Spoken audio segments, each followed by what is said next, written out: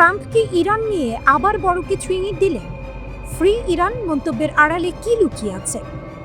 Donald Trump এমন একজন নেতা যিনি প্রায়ই এমন মন্তব্য করেন যার অর্থ পরিষ্কার নয়, কিন্তু প্রভাব অনেক গভীর। একটি ঘটনায় আবারও বিশ্ব রাজনীতি ধাঁধায় পড়ে গেছে, কারণ ট্রাম্প ইরান নিয়ে এমন একটি ইঙ্গিত দিয়েছেন যা নতুন করে ভয় ও অনিশ্চয়তা তৈরি করেছে। 19 জানুয়ারি ট্রাম্প সামাজিক যোগাযোগ মাধ্যমে ফক্স নিউজের একটি সাক্ষাৎকারের ভিডিও শেয়ার করেন। সেখানে বিশ্লেষক মার্ক থিয়ারসন বলেন, ট্রাম্প হয়তো ভবিষ্যতে ফ্রি ইরান, ফ্রি হাভানা ও ফ্রি কারাকাস সফর করতে পারেন। কথাটির অর্থ পরিষ্কার, এই দেশগুলোতে সরকার পরিবর্তন হলে ট্রাম্প সেটিকে নিজের বড় রাজনৈতিক অর্জন হিসেবে দেখাতে চান। এই ভিডিওটি ট্রাম্প নিজে শেয়ার করায় প্রশ্ন উঠছে, তিনি কি সত্যিই ইরানে সরকার পরিবর্তনের কথা ভাবছেন? এটা কি শুধুই রাজনৈতিক বার্তা? এই ইঙ্গিত এমন এক সময় এলো যখন যুক্তরাষ্ট্র ও ইরানের সম্পর্ক আগে থেকে অত্যন্ত উত্তপ্ত। মধ্যপ্রাচ্যে মার্কিন ঘাঁটিগুলো সতর্ক অবস্থায় আছে, আর ইরানও লাগাতার কড়া বার্তা দিচ্ছে। ইরানের এক শীর্ষ সামরিক কর্মকর্তা brigadier general Abul Fazal Cherki যুক্তরাষ্ট্রকে সরাসরি হুঁশিয়ারি দেন। তিনি বলেন, ট্রাম্প যদি উত্তেজনা আরও বাড়ান তাহলে যুক্তরাষ্ট্রকে ভয়াবহ পরিণতির মুখে পড়তে হবে।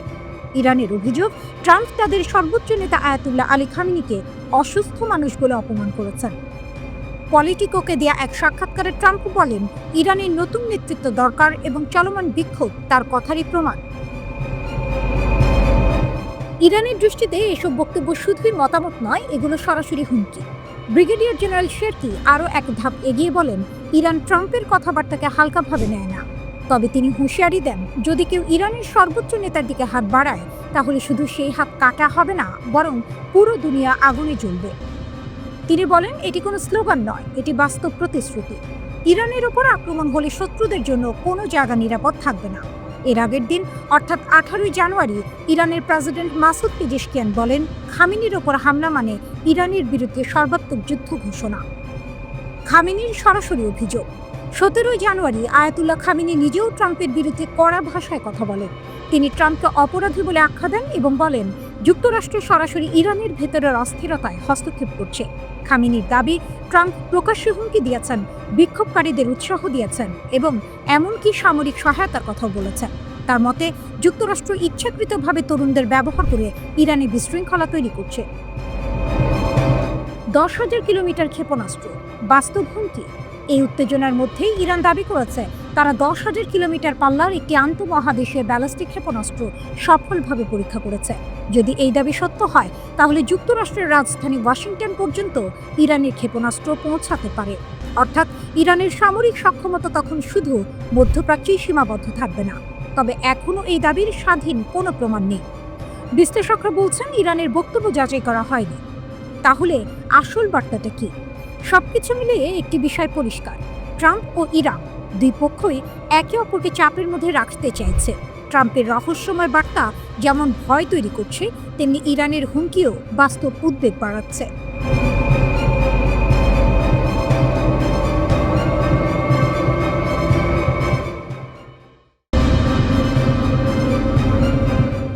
ইরান সংকটে ট্রাম্প বুঝলেন, আমেরিকার সামরিক শক্তিরও সীমা আছে।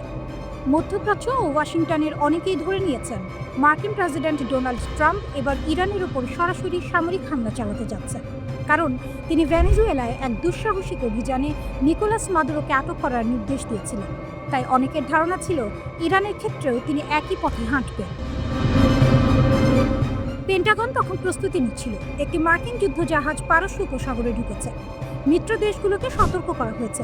কাতারের আল উদেইদ ঘাঁটির সেনাদেরও সম্ভাব্য ইরানি পাল্টা হামলার আশঙ্কায় সরিয়ে নেওয়ার কথা ভাবা হচ্ছিল। ট্রাম্প নিজেও সামাজিক মাধ্যমে ইরানের বিক্ষোভকারীদের উদ্দেশ্যে লিখেছিলেন, সহায়তা আসছে। কিন্তু শেষ পর্যন্ত সেই হামলা আর হলো না। কেন? এর উত্তরটা খুব গুরুত্বপূর্ণ। একটা বড় মোড় আসে। মার্কিন দূত স্টিভ উইটকফ ট্রাম্পকে জানান, ইরান সরকার বিক্ষোভের ঘটনায় আটক প্রায় 800 জনের ফাঁসি কার্যকর করা থেকে সরে এসেছে। পরে মার্কিন গোয়েন্দা সংস্থাও নিশ্চিত করে ফাঁসি হয়নি। এরপর ট্রাম্প বলেন, আমরা দেখব পরিস্থিতি কোথায় যায়। এই সিদ্ধান্তের পেছনে কয়েকটি বড় বাস্তবতা কাজ করেছে। ইরান কোনো ছোট টার্গেট না, এটি সিরিয়া বা ইয়েমেন নয়। ইরানে হামলা মানে শুধু একটি দেশ নয়, পুরো মধ্যপ্রাচ্য অস্থির হয়ে পড়া। সেখানে রয়েছে প্রায় 30,000 মার্কিন সেনা। হামলা হলে ইরান পাল্টা আঘাত করবে এটা প্রায় নিশ্চিত। মার্কিন সামরিক প্রস্তুতির সীমাবদ্ধতা। তখন যুক্তরাষ্ট্রের একটি বড় অংশের নৌ ও বিমান শক্তি ক্যারিবিয়ানে ও অন্য অঞ্চলে মোতায়েন ছিল। মধ্যপ্রাচ্যে পর্যাপ্ত শক্তি না থাকলে ইরানের পাল্টা হামলা ঠেকানো কঠিন হতো। ইসরায়েল নিজেও প্রস্তুত ছিল না। জুনে ইরানের সঙ্গে 12 দিনের সংঘর্ষে ইসরায়েল বিপুল পরিমাণ ক্ষেপণাস্ত্র প্রতিরোধ ব্যবস্থা ব্যবহার করেছে। তাদের মজুদ কমে এসেছে। ইসরায়েলের প্রধানমন্ত্রী নেতানিয়াহু নিজেই ট্রাম্পকে ফোন করে হামলা না করতে বলেন। সৌদি আরব, কাতার, সংযুক্ত আরব আমিরাত, ওমান ও মিশর সবাই ট্রাম্পকে সরাসরি জানায় সামরিক হামলা হলে পুরো অঞ্চলের অর্থনীতি ও নিরাপত্তা ভেঙে পড়বে। তেলের বাজারে ধাক্কা লাগবে, যা শেষ পর্যন্ত আমেরিকাকেই ক্ষতিগ্রস্ত করবে। ট্রাম্পের ব্যক্তিগত হিসাব। তিনি সাধারণত এমন অপারেশন পছন্দ করেন যেগুলো ওয়ান অ্যান্ড ডান, দ্রুত শুরু দ্রুত শেষ। কিন্তু ইরান যুদ্ধ মানে দীর্ঘ, জটিল ও অনিশ্চিত সংঘাত। ট্রাম্প বুঝতে পারেন এখানে লাভের চেয়ে ক্ষতি বেশি। হোয়াইট হাউসের ভেতরেও মতভেদ ছিল, কেউ হামলার পক্ষে, কেউ বিপক্ষে। সিআইএ প্রধান সহিংসতার ভিডিও দেখান, আবার অর্থমন্ত্রী বলেন নিষেধাজ্ঞা কাজ করতে দিন। শেষ পর্যন্ত ট্রাম্প সিদ্ধান্ত নেন এখন নয়। এর মানে এই নয় যে বিপদ কেটে গেছে। মার্কিন যুদ্ধ বিমান বাহী রণতরী আব্রাহাম লিঙ্কন মধ্যপ্রাচ্যের দিকে যাচ্ছে। 2-3 সপ্তাহের মধ্যে পরিস্থিতি আবার বদলাতে পারে। কিন্তু এই মুহূর্তে একটি বিষয় পরিষ্কার, ইরান সংকটে ট্রাম্প বুঝেছেন শুধু সামরিক শক্তি দিয়ে সব সমস্যার সমাধান হয় না। এটা শুধু ইরান নয়, এটা আমেরিকার শক্তির সীমা বোঝার একটি বড় মুহূর্ত।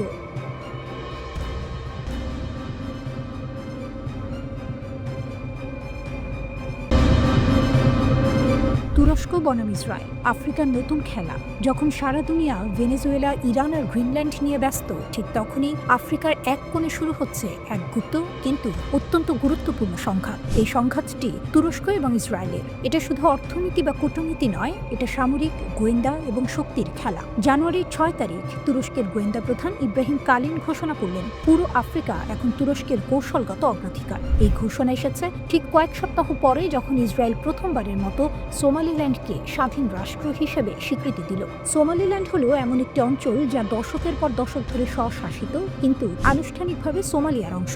ইসরায়েলের লক্ষ্য এখানে সামরিক আধার তৈরি করা, যাতে তারা হুথি বাহিনীর হুমকি মোকাবিলা করতে পারে এবং লোহিত সাগরের নৌ পরিবহন রক্ষা করতে পারে। আর তুরস্ক, তারা আফ্রিকার হৃদয়ে নিজের প্রভাব বিস্তার করতে চাইছে, শক্তি, অর্থনীতি এবং কূটনীতিতে সামঞ্জস্য বজায় রেখে।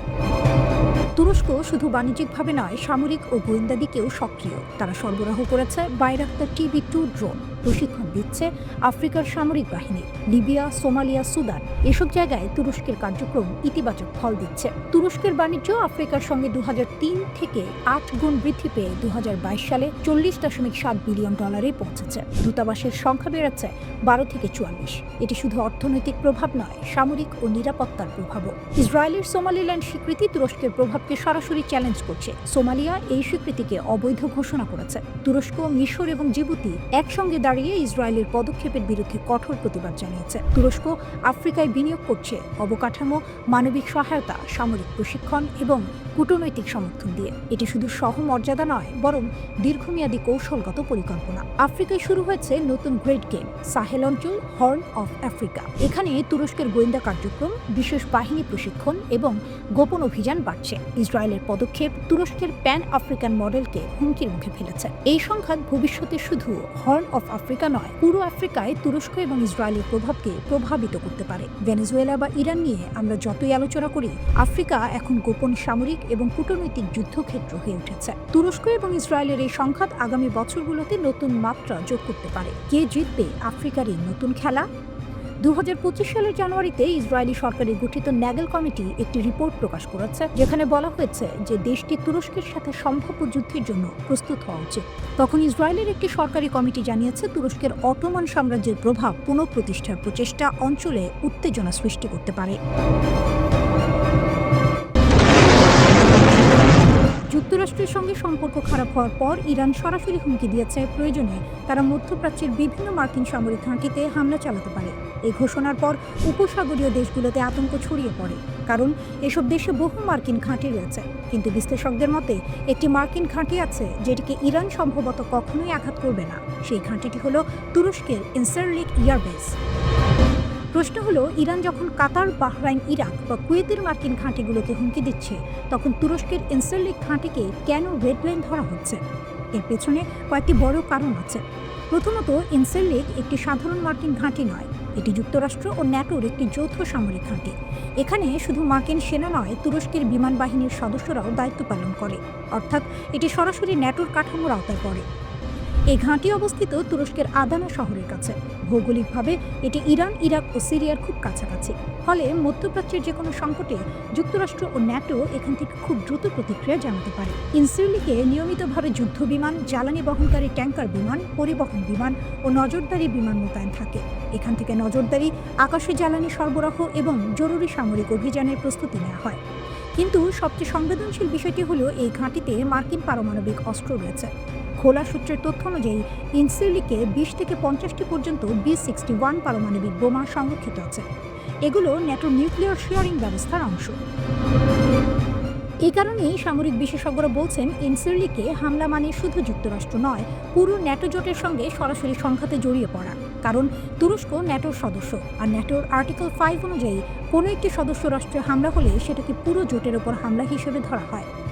তবে এখানেও একটি জটিলতা আছে। কিছু আন্তর্জাতিক আইন বিশেষজ্ঞ বলছেন, যদি ইরান দাবি করে যে তারা যুক্তরাষ্ট্রের আগের হামলার জবাবে প্রতিশোধ নিয়েছে, তাহলে ন্যাটোর ভেতরে আর্টিকেল 5 কার্যকর করা নিয়ে বিতর্ক হতে পারে। কারণ জাতিসংঘের আত্মরক্ষার আইন এখানে জটিল হয়ে যায়। তবুও বাস্তবতা হলো, ইনসারলিকে আঘাত করা ইরানের জন্য ভয়ঙ্কর ঝুঁকিপূর্ণ সিদ্ধান্ত হবে। আর একটি গুরুত্বপূর্ণ কারণ হলো তুরস্কের সামরিক শক্তি। যুক্তরাষ্ট্রের পর ন্যাটোর মধ্যে তুরস্কের সেনাবাহিনী দ্বিতীয় বৃহত্তম। 2026 সালের গ্লোবাল ফায়ার পাওয়ার র্যাঙ্কিংয়ের তুরস্ক বিশ্বের শীর্ষ 10টি সামরিক শক্তির একটি, যেখানে ইরান অনেক পিছিয়ে। তুরস্কের নিজস্ব ড্রোন যেমন বাইরাক্তার TB2, আনকা, আকিনসি ইতিমধ্যেই বিভিন্ন যুদ্ধে কার্যকারিতা প্রমাণ করেছে। পাশাপাশি রয়েছে অভিজ্ঞ যুদ্ধ বিমান বাহিনী। বিশ্লেষকদের মতে, যদি ইরান তুরস্কের মাটিতে হামলা চালায়, তাহলে আঙ্কারা আরও শক্তভাবে ওয়াশিংটনের পাশে দাঁড়াবে। এতে ইরান কূটনৈতিকভাবে আরও একঘরে হয়ে পড়বে। অন্যদিকে যুক্তরাষ্ট্রের মধ্যপ্রাচ্যে প্রায় 40 থেকে 50 হাজার সেনা রয়েছে। কাতারের আল উদেদ ঘাঁটি, বাহরাইনের নৌ ঘাঁটি, সংযুক্ত আরব আমিরাত, সৌদি আরব, ইরাক, কুয়েত সব জায়গায় মার্কিন উপস্থিতি রয়েছে। এমনকি মার্কিন রণতরী USS আব্রাহাম লিঙ্কনকেও মধ্যপ্রাচ্যে পাঠানো হয়েছে।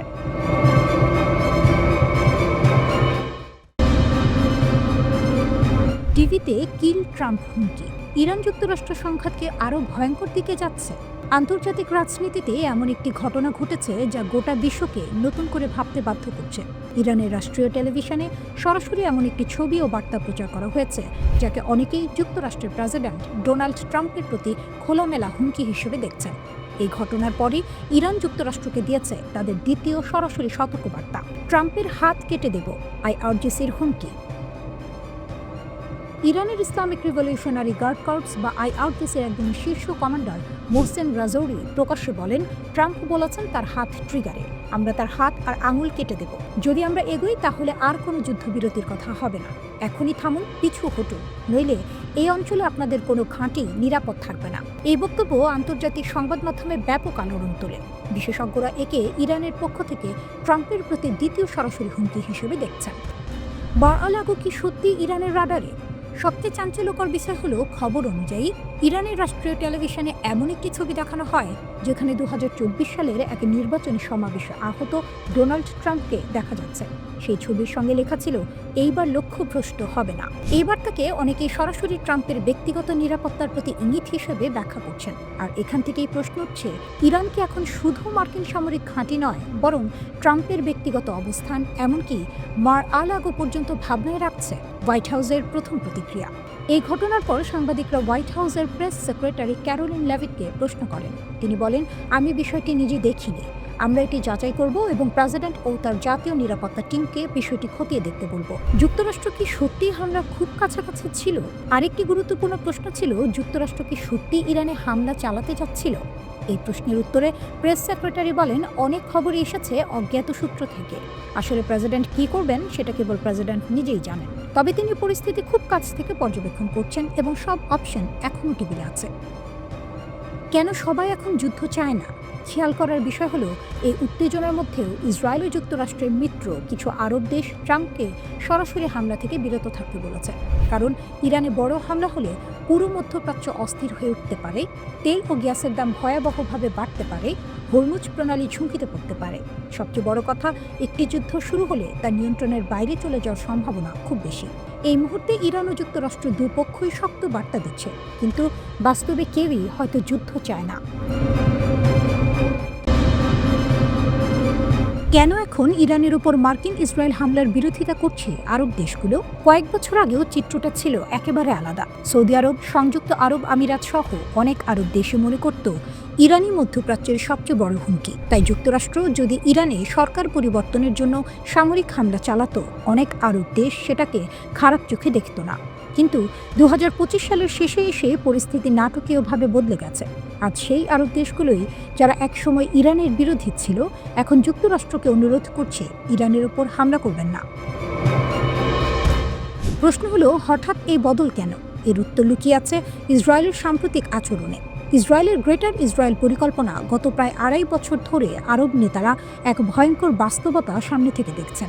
ইসরায়েল শুধু গাজায় হামলা চালাচ্ছে না, বরং ধীরে ধীরে পুরো অঞ্চলে নিজেদের প্রভাব বিস্তৃত করছে।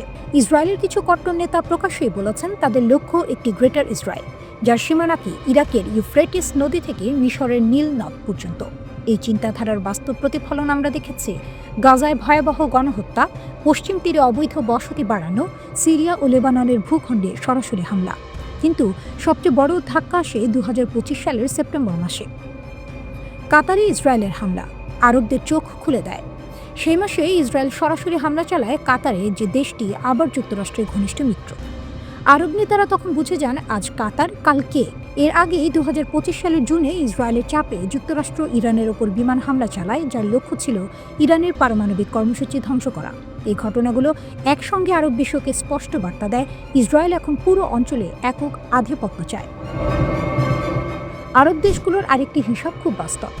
ইরান এমনিতেই দুর্বল হয়ে পড়েছে, কঠোর নিষেধাজ্ঞায় অর্থনীতি নড়বড়ে, মার্কিন ইসরায়েল হামলায় সামরিক সক্ষমতা ক্ষতিগ্রস্ত, সিরিয়ায় আসাদ সরকারের পতন, হিজবুল্লাহ মারাত্মক চাপে। আরব নেতাদের মতে এত দুর্বল ইরানের ওপর আবার হামলা অপ্রয়োজনীয়, বরং ইরান যদি পুরোপুরি ভেঙে পড়ে তাহলে তার ফলাফল হবে ভয়াবহ। গৃহযুদ্ধ, শরণার্থী সংকট, জঙ্গিবাদের বিস্তার, যা শেষ পর্যন্ত আরব দেশগুলোকেই ভুগতে হবে। তেল, গ্যাস আর হরমুজ প্রণালী। আরব দেশগুলোর সবচেয়ে বড় দুশ্চিন্তা হলো অর্থনীতি। ইরানে হামলা হলে পাল্টা প্রতিক্রিয়ায় হরমুজ প্রণালী বন্ধ হয়ে যেতে পারে, তেল ও গ্যাস সরবরাহের ভয়াবহ সংকট তৈরি হবে, দাম আকাশচুম্বী হবে। মিশরও আতঙ্কিত, কারণ ইরানে অস্থিরতা বাড়লে লোহিত সাগর ও সুয়েজ খাল ঝুঁকিতে পড়বে, যা মিশরের অর্থনীতির মেরুদণ্ড। বদলে যাওয়া শত্রুর তালিকা। সবচেয়ে বড় পরিবর্তনটি এসেছে হুমকি মূল্যায়নে। একসময় সৌদি আরবের প্রধান শত্রু ছিল ইরান, কাতারের শত্রু ছিল সৌদি, মিশরের চোখে কাতার ছিল অস্থিরতার উৎস। আজ সেই সমীকরণ ভেঙে গেছে। আজ অধিকাংশ আরব দেশের চোখে সবচেয়ে বড় হুমকি ইসরায়েল, কারণ সীমান্ত মানে না, আন্তর্জাতিক আইন মানে না, প্রকাশ্যে ভূখণ্ড দখলের কথা বলে। আরব নেতারা ভয় পাচ্ছেন ইসরায়েল হয়তো ইতোমধ্যেই গ্রেটার ইসরায়েলের পথে। ইসরায়েলের লাগামহীন আগ্রাসন আর মার্কিন সমর্থন আজ এমন এক পরিস্থিতি তৈরি করেছে যেখানে বিভক্ত আরব বিশ্বও একটি বিষয়ে একমত হচ্ছে, এই আগুন আর বাড়ানো যাবে না।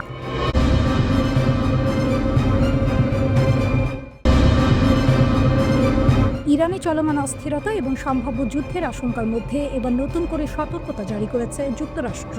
জেরুজালেমে অবস্থিত মার্কিন দূতাবাস একটি নতুন নিরাপত্তা সতর্কবার্তা প্রকাশ করেছে, যা স্পষ্টভাবে জানিয়ে দিচ্ছে পরিস্থিতি যে কোনো সময় খারাপের দিকে যেতে পারে। মার্কিন নাগরিকদের বলা হয়েছে তারা যেন তাদের ভ্রমণ পরিকল্পনা নতুন করে পর্যালোচনা করেন এবং হঠাৎ কোনো জরুরি পরিস্থিতির জন্য প্রস্তুত থাকেন। দূতাবাস বলছে এই সতর্কতার পেছনে রয়েছে চলমান আঞ্চলিক উত্তেজনা, যার সঙ্গে এখন সরাসরি যুক্ত হয়ে গেছে ইরানের দেশ জুড়ে চলা বিক্ষোভ এবং যুক্তরাষ্ট্র ও ইসরায়েলের বিরুদ্ধে তেহরানের ক্রমবর্ধমান হুমকি। ইরান এই মুহূর্তে কয়েক দশকের মধ্যে সবচেয়ে অস্থির সময় পার করছে। দেশ জুড়ে বিক্ষোভ, দ্রুত বিচার, কড়া নিরাপত্তা ব্যবস্থা এবং প্রতিশোধের হুঁশিয়ারি, সব মিলিয়ে পরিস্থিতি ভয়ঙ্কর রূপ নিচ্ছে। ইরানের নেতারা স্পষ্ট করে বলেছেন যুক্তরাষ্ট্র বা ইসরায়েল যদি হস্তক্ষেপ করে তাহলে তার ফল ভোগ করতে হবে। এই বক্তব্যই পুরো অঞ্চল জুড়ে বড় সংঘাতের আশঙ্কা আরও বাড়িয়ে তুলেছে। এই প্রেক্ষাপটে ইসরায়েলে থাকা মার্কিন নাগরিকদের ব্যক্তিগত নিরাপত্তা বাড়ানোর আহ্বান জানিয়েছে দূতাবাস। সবাইকে বলা হয়েছে সতর্ক থাকতে হবে, সরকারি নির্দেশনা নিয়মিত অনুসরণ করতে হবে এবং পরিস্থিতি দ্রুত খারাপ হলে সঙ্গে সঙ্গে পদক্ষেপ নেওয়ার জন্য মানসিকভাবে প্রস্তুত থাকতে হবে। মার্কিন নাগরিকদের স্টেপ বা স্মার্ট ট্রাভেলার এনরোলমেন্ট প্রোগ্রামে নাম লেখানোর পরামর্শ দেওয়া হয়েছে, যাতে জরুরি অবস্থায় দ্রুত যোগাযোগ করা যায়। পাশাপাশি পাসপোর্ট যেন হালনাগাদ থাকে সেই বিষয়েও গুরুত্ব দেওয়া হয়েছে, কারণ হঠাৎ করেই দেশ ছাড়ার প্রয়োজন হতে পারে। এর আগেই মার্কিন পররাষ্ট্র দপ্তর আরও কঠোর একটি সতর্কতা জারি করেছে। ইরানে থাকা সব মার্কিন নাগরিককে অবিলম্বে দেশ ছাড়তে বলা হয়েছে। ভাষাটি ছিল খুবই কঠিন এবং সরাসরি। বলা হয়েছে কোনো ধরনের সাহায্য, সুরক্ষা বা উদ্ধার অভিযান আশা করা যাবে না। অর্থাৎ যদি কেউ সমস্যায় পড়ে, যুক্তরাষ্ট্র কিছুই করতে পারবে না। এখনই ইরান ছাড়ে, এই বার্তায় কার্যত পৌঁছে দেওয়া হয়েছে মার্কিন নাগরিকদের কাছে। ইরানে চলমান বিক্ষোভ ইতিমধ্যেই ভয়াবহ রূপ নিয়েছে। পুলিশের সঙ্গে সংঘর্ষে বহু মানুষ নিহত হয়েছে। সরকার ব্যাপক ধরপাকড় শুরু করেছে। দেশের বড় অংশে ইন্টারনেট ও মোবাইল নেটওয়ার্ক বন্ধ করে দেওয়া হয়েছে। সরকারের দাবি, এসব বিক্ষোভ বিদেশি শক্তির উস্কানিতে হচ্ছে। মার্কিন ভার্চুয়াল দূতাবাস জানিয়েছে, এমনকি শুধু আমেরিকান পাসপোর্ট বহন করাও গ্রেপ্তারের কারণ হতে পারে। দ্বৈত নাগরিকদের বলা হয়েছে তারা যেন শুধু ইরানি পাসপোর্ট ব্যবহার করে দেশ ছাড়েন। যারা দেশ ছাড়তে পারছেন না তাদের নিরাপদ জায়গায় আশ্রয় নেওয়া এবং খাবার, পানি, ঔষধ মজুত রাখার পরামর্শ দেওয়া হয়েছে। এই সংকটের পেছনে রয়েছে যুক্তরাষ্ট্র, ইসরায়েল ও ইরানের মধ্যে দীর্ঘদিনের উত্তেজনা। গত গ্রীষ্মে ইরানের পারমাণবিক স্থাপনায় যুক্তরাষ্ট্র ও ইসরায়েলের হামলার পর থেকেই পরিস্থিতি আরও খারাপ হয়েছে। প্রেসিডেন্ট ডোনাল্ড ট্রাম্প দাবি করেছেন, ইরানকে পারমাণবিক অস্ত্র তৈরি থেকে আটকাতেই এই হামলা করা হয়েছে, যা ইরান অস্বীকার করছে। হোয়াইট হাউস জানিয়েছে, ট্রাম্প সব বিকল্প খোলা রেখেছেন। প্রয়োজনে সামরিক শক্তি ব্যবহার করতেও তিনি পিছপা হবেন না। ইরান পাল্টা হুঁশিয়ারি দিয়েছে, যুক্তরাষ্ট্র বা ইসরায়েল হস্তক্ষেপ করলে তাদের ঘাঁটি ও সেনারা লক্ষ্যবস্তু হবে। একই সঙ্গে ইরান দাবি করেছে তারা বিদেশি গুপ্তচর ও নাশকতার প্রমাণ পেয়েছে।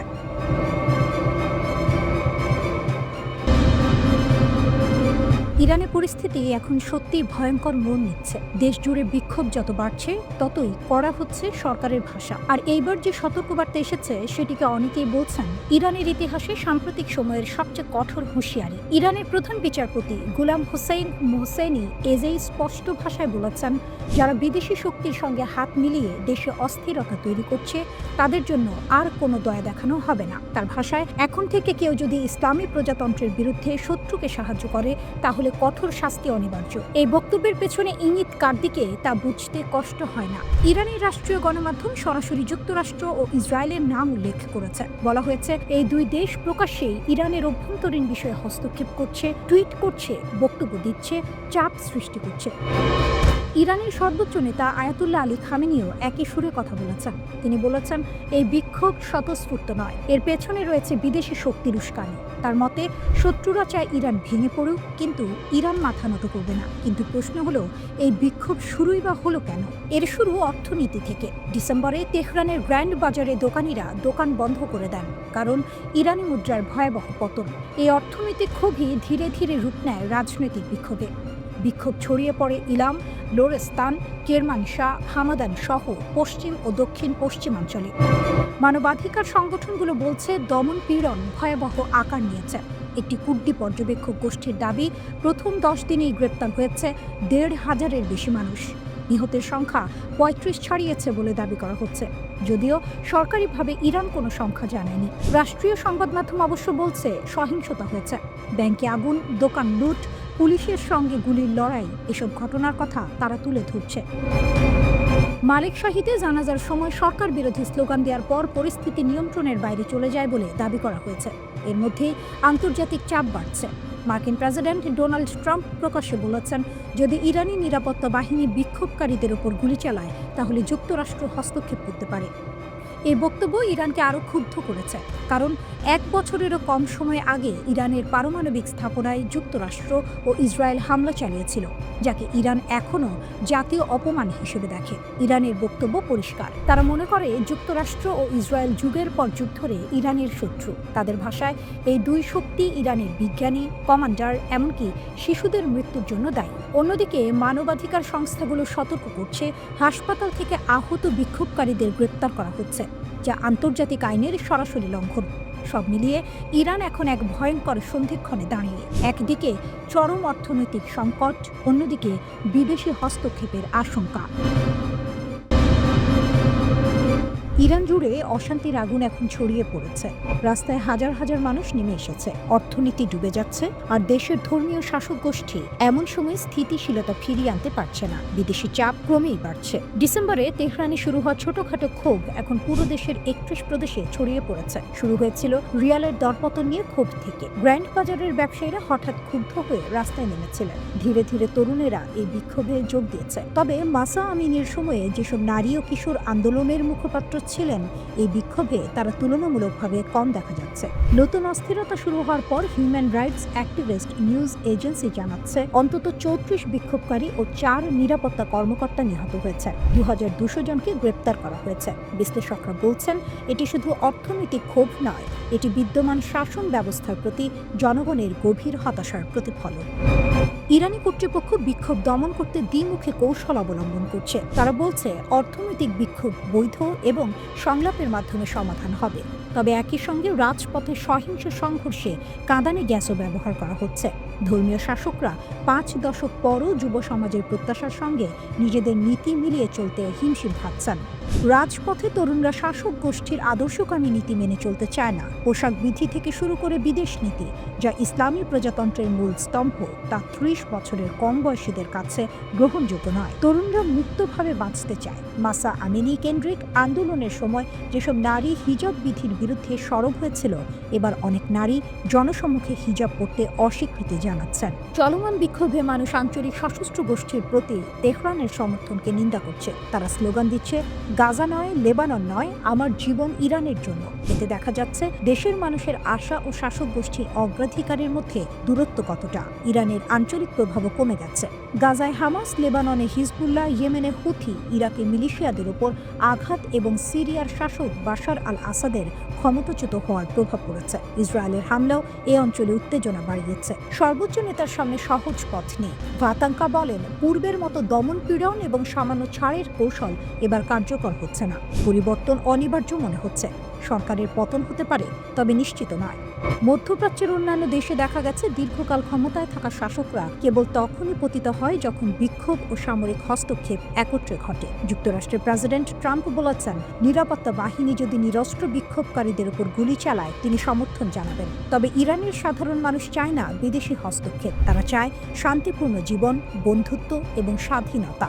ইরানের সর্বোচ্চ নেতা আয়াতুল্লাহ আলী খামিনি বলছেন, দেশ শত্রুর কাছে আত্মসমর্পণ করবে না। তবে 86 বছর বয়সী এই নেতা এমন একটি সময়ের মুখোমুখি যেখানে তার নীতি, পারমাণবিক ক্ষেপণাস্ত্র এবং বিদেশি প্রভাব সব চ্যালেঞ্জের মুখোমুখি।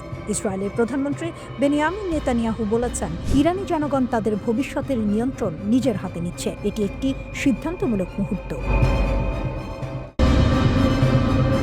ইরানের রাস্তায় আগুন জ্বলছে, অর্থনীতি ডুবে যাচ্ছে, আর এখন দেশটির সর্বোচ্চ নেতা খুব বিরল একটি সরাসরি বার্তা দিলেন মার্কিন প্রেসিডেন্টের উদ্দেশ্যে। আয়াতুল্লাহ আলী খামিনি বলেছেন, ডোনাল্ড ট্রাম্পের হাতে ইরানের রক্ত লেপ্টে আছে। তিনি তাকে অহংকার, রক্তপাত এবং হস্তক্ষেপের জন্য দোষারোপ করেছেন। এমনকি বলেছেন, ইতিহাসে দেখেছেন শাসকরা কখনোই তাদের শক্তির শিখরে নিরাপদ থাকে না। ইরানের সব শহরের সাধারণ রাস্তাগুলো এখন যুদ্ধক্ষেত্র। মানুষ বের হচ্ছে, সরকারকে চ্যালেঞ্জ জানাচ্ছে, চলমান মুদ্রার অবমূল্যায়ন, মুদ্রাস্ফীতি এবং বাজার ভেঙে যাওয়ার ক্ষোভ প্রকাশ করছে। চিৎকার, বিক্ষোভ, সংঘর্ষ, ভাঙচুর সবকিছু মিলে গিয়েছে। এই অবস্থার মাঝে খামেনি জাতির উদ্দেশ্যে ভাষণ দিয়েছেন। বার্তাটি ছিল সরাসরি এবং ব্যক্তিগত। তিনি বলেন, কিছু ভিক্ষুক মার্কিন আগ্রহী রাস্তায় আগুন জ্বালাচ্ছে। তিনি দাবি করেছেন, প্রবাসে থাকা কিছু নেতা এবং বিদেশি প্রভাব এই বিশৃঙ্খলা ছড়াচ্ছে। পাশাপাশি তিনি বিক্ষোভকারীদের সতর্ক করেছেন যে দেশের ক্ষতি করার মাধ্যমে কেউ বিদেশি শক্তিকে খুশি করতে পারবে না। ডোনাল্ড ট্রাম্পও প্রকাশ্যভাবে ইরানকে হুমকি দিয়েছেন। তিনি বলেছেন, যদি নিরস্ত্র নাগরিকদের উপর বল প্রয়োগ করা হয় তবে তেহরান তার মূল্য চুকাতে হবে। তিনি আরও উল্লেখ করেছেন, খামেনি কোথাও পালানোর চেষ্টা করছেন এবং পরিস্থিতি দ্রুত খারাপ হচ্ছে। ওয়াশিংটন ও তেহরানের মধ্যে উত্তেজনা এই মুহূর্তে খুবই তীব্র। ইরানের সংকটের মূল কারণ হলো অর্থনীতি। নিষেধাজ্ঞা, প্রশাসনিক ভুল এবং মুদ্রার মূল্যপতন সাধারণ মানুষকে সীমারেখার ধারে ঠেলে দিয়েছে। রিয়াল তীব্রভাবে দুর্বল হয়েছে, সঞ্চয় শেষ হয়ে যাচ্ছে এবং মৌলিক পণ্য ক্রয় করা কঠিন হয়ে যাচ্ছে। অর্থনৈতিক অসন্তোষ এখন রাজনৈতিক কর্তৃত্ব নেতৃত্বের বিরুদ্ধে রূপ নিয়েছে। সংকট শুধু ইরানেই সীমাবদ্ধ নয়, এর প্রভাব আশেপাশের অঞ্চলেও পড়ছে। তুরস্কের এয়ারলাইন্স 17টি ফ্লাইট বাতিল করেছে। বিমান চলাচল স্থগিত করা নিরাপত্তা উদ্বেগ এবং অনিশ্চয়তার প্রমাণ দিচ্ছে। ইরানের ভিতরের পরিস্থিতি যখন ক্রমশ গাঢ় হচ্ছে, তখন এর প্রভাব পুরো অঞ্চলে ছড়িয়ে পড়ছে। ইরানের রাস্তায় খোলা চ্যালেঞ্জ, ছাদ, গলিপথ, ঘর এবং সড়ক। হাজার হাজার মানুষ বের হয়ে চিৎকার করছে, ডিক্টেটরের মৃত্যু হোক। কেউ ভয় পাচ্ছে না। এটার স্থানীয় অসন্তোষ নয়, এটা পুরো দেশের বিদ্রোহ। মার্কিন সেনাবাহিনী নজর রাখছে। সেন্টকম তেহরানে বিক্ষোভ ও সরকারের প্রতিক্রিয়া পর্যবেক্ষণ করছে। F-15E যুদ্ধ বিমান রুটিন রোটেশনের অংশ হিসেবে মোতায়েন করা হয়েছে। বড় কোনো সেনা সমাবেশ নেই, তবে সতর্ক সংকেত স্পষ্ট। ওয়াশিংটন সরাসরি ইরানির জনগণের সঙ্গে কথা বলছে। মার্কিন স্টেট ডিপার্টমেন্ট পারস্য ভাষায় বার্তা দিয়েছে, ইরানিদের তাদের অধিকার রক্ষার জন্য ধন্যবাদ জানাচ্ছে। প্রবাসী ক্রাউন প্রিন্স রেজা পালভি জাতিকে সমর্থন জানাচ্ছেন। তিনি বলেছেন, আরও মানুষ রাস্তায় আসুক।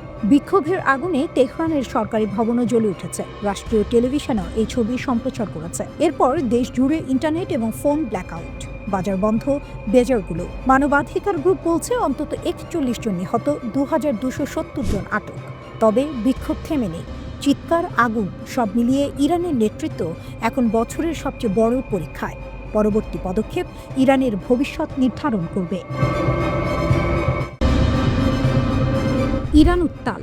আর হঠাৎ করে কেন দেশটির সবচেয়ে শক্তিশালী বাহিনী রেভলিউশনারি গার্ড বলছে নিরাপত্তা আমাদের রেড লাইন? ইরানের ক্ষমতা কাঠামো বোঝা খুব গুরুত্বপূর্ণ। দেশটির সবচেয়ে শক্তিশালী বাহিনী হলো Islamic Revolutionary Guard Corps IRGC। এরা শুধু সেনাবাহিনী নয়, এরা রাজনীতি, অর্থনীতি, নিরাপত্তা সবখানেই প্রভাব রাখে। আর এই বাহিনী সরাসরি সর্বোচ্চ নেতা আয়াতুল্লাহ আলী খামেনির অধীনে কাজ করে। এই প্রশ্নের উত্তর পেতে হলে আমাদের কয়েক ধাপ পেছনে যেতে হবে। প্রথমে আসি বিক্ষোভের কারণের দিকে। ইরানে গত কয়েক বছর ধরে অর্থনীতি ভয়াবহ চাপের মধ্যে আছে। মুদ্রাস্ফীতি নিয়ন্ত্রণের বাইরে চলে গেছে। সাধারণ মানুষের আয় বাড়ছে না, কিন্তু চাল, তেল, গ্যাস সবকিছুর দাম আকাশ ছোঁয়া। এর ফলে ডিসেম্বরের শেষ দিকে মানুষ রাস্তায় নামে। শুরুটা ছিল অর্থনৈতিক প্রতিবাদ দিয়ে, কিন্তু খুব দ্রুত এই আন্দোলন রাজনৈতিক রূপ নেয়। এখন অনেক বিক্ষোভকারী সরাসরি বলছে তারা বর্তমান ধর্মীয় শাসন ব্যবস্থা আর চায় না। লাগাম টানতে শুরু করেছেন ইরানের শীর্ষ নেতা। IRGC এক বিবৃতিতে বলেছে, নিরাপত্তা একটি রেড লাইন। 1979 সালের ইসলামিক বিপ্লবের অর্জন রক্ষা করা আমাদের দায়িত্ব। এর মানে হলো ইরান সরকার মনে করছে পরিস্থিতি হাতের বাইরে যাচ্ছে, এখন আর নরম পথে হাঁটার সুযোগ নেই। এদিকে মাঠের পরিস্থিতি আরো ভয়ঙ্কর হচ্ছে। রাষ্ট্রীয় সংবাদ মাধ্যম বলছে, তেহরানের কাছে কারাজ শহরে একটি সরকারি ভবনে আগুন দেওয়া হয়েছে। সংঘর্ষ এখন দুই পক্ষেই প্রাণ নিচ্ছে। মানবাধিকার সংস্থাগুলো বলছে বহু সাধারণ মানুষও মারা গেছেন, কিন্তু সঠিক সংখ্যা জানা যাচ্ছে না, কারণ সরকার ইন্টারনেট বন্ধ করে দিয়েছে। পশ্চিম ইরানের এক প্রত্যক্ষদর্শী ফোনে জানিয়েছেন সেখানে রিভলিউশনারি গার্ড মোতায়েন করা হয়েছে এবং গুলি চালানো হচ্ছে। এখন প্রশ্ন, এই অস্থিরতা কি শুধু ইরানের ভেতরের সমস্যা?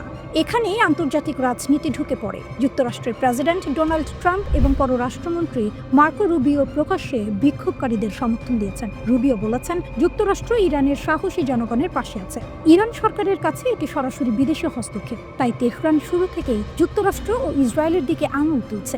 আরও একটি গুরুত্বপূর্ণ চরিত্র এখানে হাজির হয়েছেন, ইরানের শেষ শাহের ছেলে রেজা পাহলভি। তিনি বিদেশ থেকে বিক্ষোভকারীদের আহ্বান জানাচ্ছেন, শুধু রাস্তায় নামলেই হবে না, শহরের কেন্দ্র দখল করতে হবে। পরিবহন, তেল, গ্যাস খাতে ধর্মঘট ডাকতে হবে। কিন্তু এখানেও যুক্তরাষ্ট্র সাবধানী। ট্রাম্প স্পষ্ট বলেছেন তিনি এখনই পাহলভির সঙ্গে দেখা করতে চান না। বিশ্লেষকদের মতে যুক্তরাষ্ট্র আগে দেখতে চায় সরকার টিকে যায় নাকি আন্দোলন জেতে।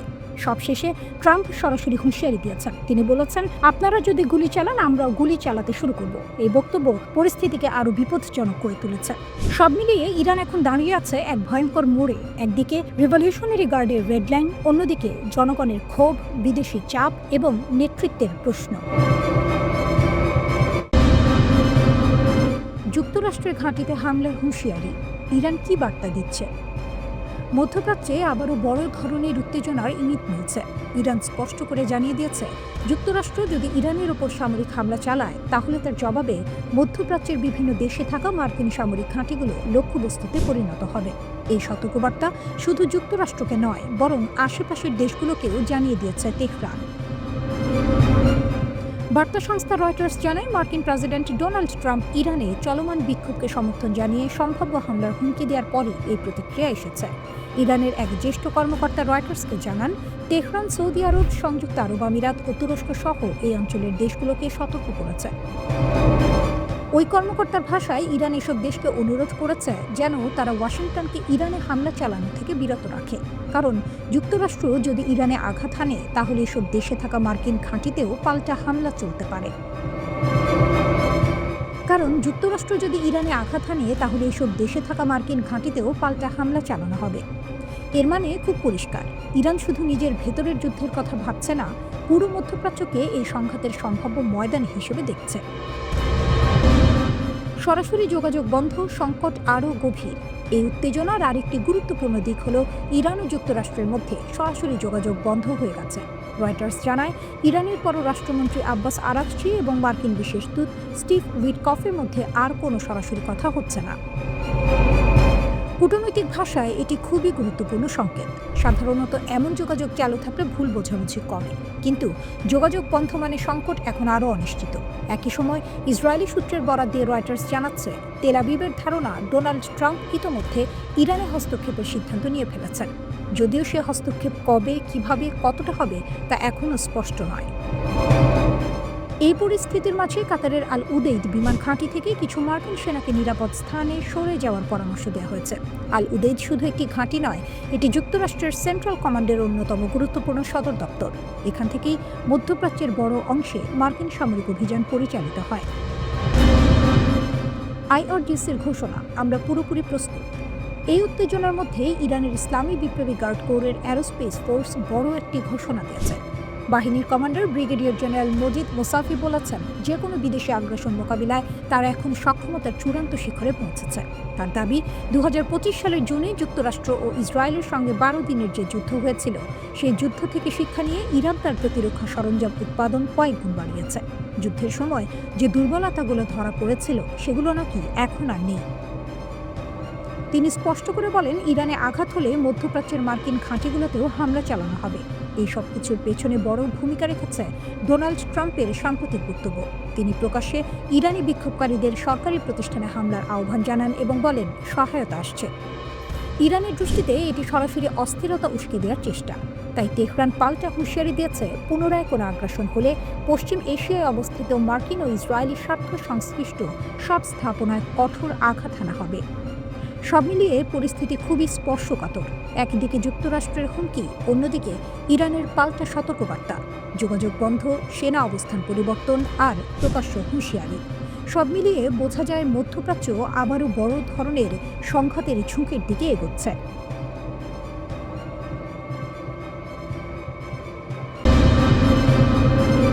মধ্যপ্রাচ্য এখন এমন একটি অবস্থানে দাঁড়িয়ে আছে যেখানে একটি ছোট আঘাতও ভয়াবহ বিস্ফোরণে রূপ নিতে পারে। পরিস্থিতিটা অনেকটা এমন একটা আগ্নেয়গিরি যেটা ভেতরে ভেতরে ফুটছে, শুধু ফেটে পড়ার অপেক্ষা। এই প্রেক্ষাপটে যদি ইরানে কোনো সামরিক হামলা হয় তাহলে সেটাকে শুধু একটি দেশের উপর আক্রমণ হিসেবে দেখা যাবে না। ইরানে হামলা মানে পুরো মধ্যপ্রাচ্যে যুদ্ধের অ্যালার্ম বেজে ওঠা। ইরান এই ব্যাপারে একদম পরিষ্কার অবস্থান নিয়েছে। দেশটির শীর্ষ নেতারা বারবার বলেছেন, সীমা পেরোলে পাল্টা জবাব আসবে, আর সেটা হবে বহুমুখী ও বিধ্বংসী। ইরানের পার্লামেন্ট স্পিকার মোহাম্মদ বাকির কালিবাফ সরাসরি যুক্তরাষ্ট্রকে উদ্দেশ্য করে এই হুঁশিয়ারি দিয়েছেন। এমন এক সময় এই বক্তব্য এলো যখন ইরানের ভেতরে সরকার বিরোধী বিক্ষোভ চলছে এবং বাইরের চাপও বাড়ছে।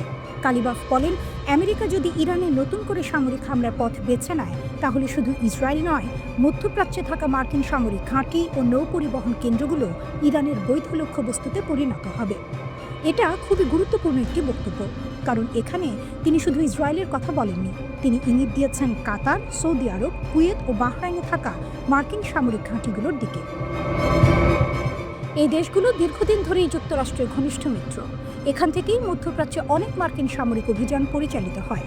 ইরানের বক্তব্য খুব স্পষ্ট, যদি এই ঘাঁটিগুলো ব্যবহার করে ইরানে হামলা চালানো হয় তাহলে সেগুলোকেও আঘাতের আওতায় আনা হবে। এখন প্রশ্ন হলো, ইরান কি সত্যি এটা করতে পারবে? বিশেষজ্ঞদের মতে ইরানের সামরিক সক্ষমতা হালকাভাবে নেওয়ার সুযোগ নেই। ইরানের হাতে রয়েছে উন্নত ব্যালিস্টিক ক্ষেপণাস্ত্র, দীর্ঘপাল্লার ড্রোন প্রযুক্তি এবং সবচেয়ে বড় কথা, পুরো মধ্যপ্রাচ্য জুড়ে তাদের আঞ্চলিক মিত্রদের শক্ত নেটওয়ার্ক। লেবাননে হিজবুল্লাহ, ইয়েমেনে হুথি, ইরাকে সশস্ত্র গোষ্ঠী, সব মিলিয়ে ইরান এমন একটি অবস্থানে আছে যেখানে চাইলে তারা একসাথে একাধিক ফ্রন্টে চাপ তৈরি করতে পারে। এ কারণেই সামরিক বিশ্লেষকরা বলছেন, ইরানে হামলা হলে সেটা কখনোই সীমিত থাকবে না, সংঘাত ছড়িয়ে পড়বে পুরো অঞ্চলে।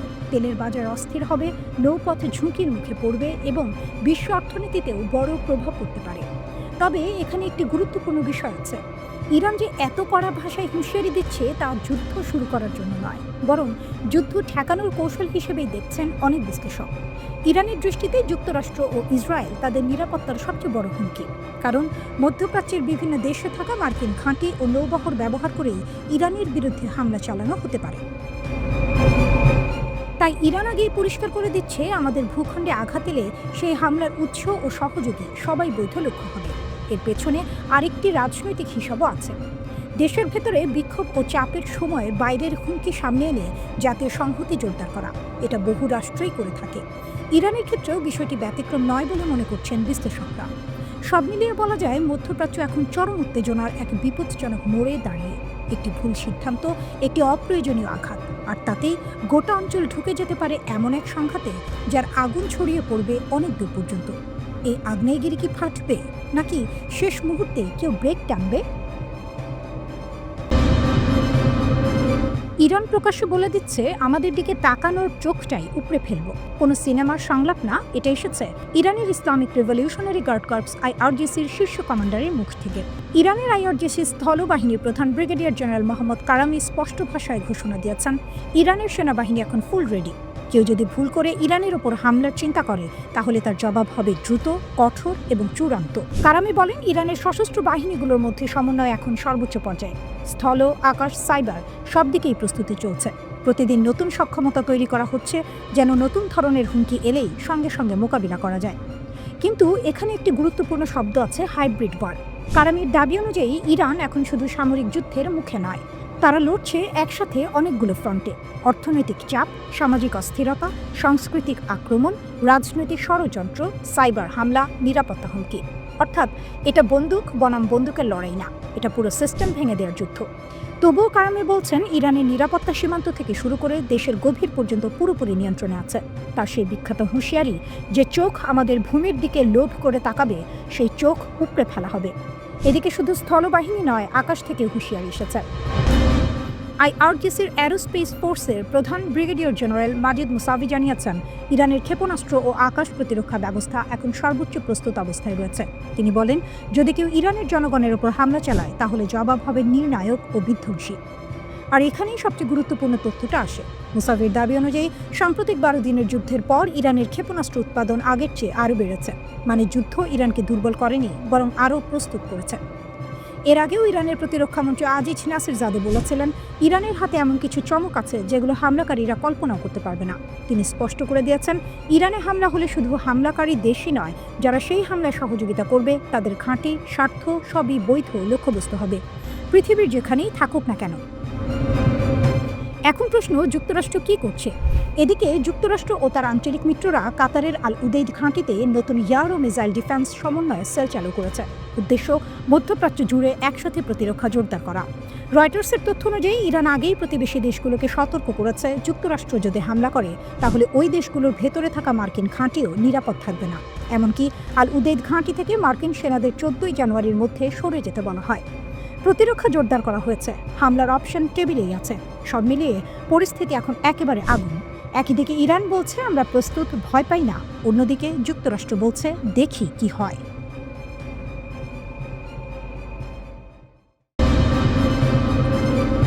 ইরানের সর্বোচ্চ ধর্মীয় নেতা আয়াতুল্লাহ আলী খামেনি যুক্তরাষ্ট্রের উদ্দেশ্যে দিয়েছেন কড়া ও স্পষ্ট বার্তা। তার বক্তব্যের পর স্বাভাবিকভাবেই বড় প্রশ্ন উঠে এসেছে, তাহলে কি ইরানের সামরিক বাহিনী ইতোমধ্যেই যুদ্ধের প্রস্তুতি নিয়ে ফেলেছে? একই সঙ্গে আরও একটি গুরুত্বপূর্ণ প্রশ্ন সামনে এসেছে, যুক্তরাষ্ট্র ও ইসরায়েলের পরবর্তী পদক্ষেপ আসলে কি হতে পারে? সম্প্রতি মার্কিন প্রেসিডেন্ট ডোনাল্ড ট্রাম্প ইরানকে ঘিরে একের পর এক কঠোর হুমকি দিয়েছেন। অনেকেই এখন জানতে চাইছেন, এসব হুমকি কি শুধু কথার মধ্যে সীমাবদ্ধ থাকবে, নাকি যুক্তরাষ্ট্র যুক্তরাষ্ট্র সত্যিই সেগুলো বাস্তবায়নের পথে হাঁটছে, তাহলে কি নতুন করে মধ্যপ্রাচ্যে বড় কোনো সংঘাত শুরু হতে যাচ্ছে? বর্তমান পরিস্থিতিতে ইরানের সরাসরি যুদ্ধ নয়, বরং দেশ জুড়ে সরকার বিরোধী বিক্ষোভ চলছে। এই বিক্ষোভকে কেন্দ্র করেই যুক্তরাষ্ট্র ও ইসরায়েল নতুন ষড়যন্ত্র করছে এমন অভিযোগ উঠেছে তেহরান থেকে। মার্কিন প্রেসিডেন্ট ডোনাল্ড ট্রাম্প তার সাম্প্রতিক বক্তব্যে বলেছেন, ইরানের চলমান আন্দোলনে যদি সরকার সহিংসতা বা হত্যাযজ্ঞ চালায় তাহলে যুক্তরাষ্ট্র সেখানে হস্তক্ষেপ করবে। কিন্তু প্রশ্ন হলো, এই হস্তক্ষেপ কিভাবে হবে? সামরিকভাবে নাকি অন্য কোনো উপায়ে? ইরানের গোয়েন্দা সংস্থাগুলোর দাবি, দেশটিতে অর্থনৈতিক মন্দা ও উচ্চ মূল্যস্ফীতিকে কেন্দ্র করে যে আন্দোলন চলছে তাতে সরাসরি উস্কানি দিচ্ছে যুক্তরাষ্ট্র ও ইসরায়েল। এই বিক্ষোভ ঘিরে ইতোমধ্যেই বেশ কয়েকজনকে আটক করা হয়েছে এবং হতাহতের খবরও পাওয়া গেছে। তবে এসব চাপের মধ্যেও যুক্তরাষ্ট্রের সামনে মাথা নত না করার ঘোষণা দিয়েছেন আয়াতুল্লাহ আলী খামেনি। খামেনির বার্তা ছিল একেবারে স্পষ্ট। তিনি বলেছেন, ইরান কখনোই শত্রুদের কাছে নতি স্বীকার করবে না। বিক্ষোভকারীদের সঙ্গে আলোচনায় বসতে তারা প্রস্তুত, কিন্তু যারা দেশ জুড়ে দাঙ্গা ও সহিংসতা চালাচ্ছে তাদের বিরুদ্ধে কঠোর ব্যবস্থা নেওয়া হবে। ৩ জানুয়ারির এক প্রতিবেদনে এই বক্তব্যের কথা নিশ্চিত করেছে ব্রিটিশ বার্তা সংস্থা রয়টার্স। এর আগে ট্রাম্পের হুমকির প্রতিক্রিয়ায় খামেনির জ্যেষ্ঠ উপদেষ্টা রিয়ার অ্যাডমিরাল আলী শামখানি আরও কড়া ভাষায় সতর্কবার্তা দেন। তিনি বলেন, মিথ্যা অজুহাতে যদি কেউ ইরানের অভ্যন্তরীণ বিষয়ে হস্তক্ষেপ করে তাহলে হস্তক্ষেপকারীদের হাত কেটে নেওয়া হবে। তার ভাষায়, ইরানের জাতীয় নিরাপত্তা একটি রেড লাইন, কেউ সেটা অতিক্রম করলেই কঠোর জবাব দেওয়া হবে। এখন মূল প্রশ্ন, যুক্তরাষ্ট্র যদি সত্যিই হামলা চালায় তাহলে ইরান কি ধরনের পাল্টা ব্যবস্থা নেবে? এই প্রশ্নের জবাব দিতে গিয়ে ইরানের পররাষ্ট্রমন্ত্রী আব্বাস আরাকচি জানিয়েছেন, ইসরায়েল ও যুক্তরাষ্ট্রের যে কোনো হুমকি মোকাবিলায় ইরানের সামরিক বাহিনী পুরোপুরি প্রস্তুত। তিনি বলেন, ইরানের জনগণ তাদের অভ্যন্তরীণ বিষয়ে যে কোনো বিদেশি হস্তক্ষেপ জোরালোভাবে প্রতিরোধ করবে। একই সঙ্গে তিনি স্পষ্ট করে দেন, ইরানের শক্তিশালী সশস্ত্র বাহিনী জানে কোথায় এবং কিভাবে প্রতিরোধ বলয় গড়ে তুলতে হয় যদি কেউ দেশের সার্বভৌমত্বে আঘাত হানে। এদিকে ইসরায়েলের প্রধানমন্ত্রী বেনিয়ামিন নেতানিয়াহু ইরানের বিরুদ্ধে নতুন করে সামরিক অভিযানের সুযোগ খুঁজছেন বলে অভিযোগ উঠেছে। ট্রাম্পের কাছে ইরান প্রসঙ্গে নালিশ জানিয়ে নেতানিয়াহু দাবি করেছেন, ইরান অত্যন্ত গোপনে তাদের ক্ষেপণাস্ত্র সক্ষমতা বাড়াচ্ছে। এসব ক্ষেপণাস্ত্রে নাকি রাসায়নিক পদার্থের মতো শক্তিশালী বিস্ফোরক ব্যবহারের সক্ষমতাও রয়েছে। নেতানিয়াহুর অভিযোগ, এসব ক্ষেপণাস্ত্র ভবিষ্যতে ইহুদিবাদী রাষ্ট্রের বিরুদ্ধে ব্যবহার করতে পারে তেহরান। এ কারণে ইরান জুড়ে নতুন করে হামলা চালানোর অনুমতি ট্রাম্পের কাছে চেয়েছেন তিনি। তবে এখনো পর্যন্ত এই নতুন আগ্রাসনের দিনক্ষণ চূড়ান্ত হয়নি।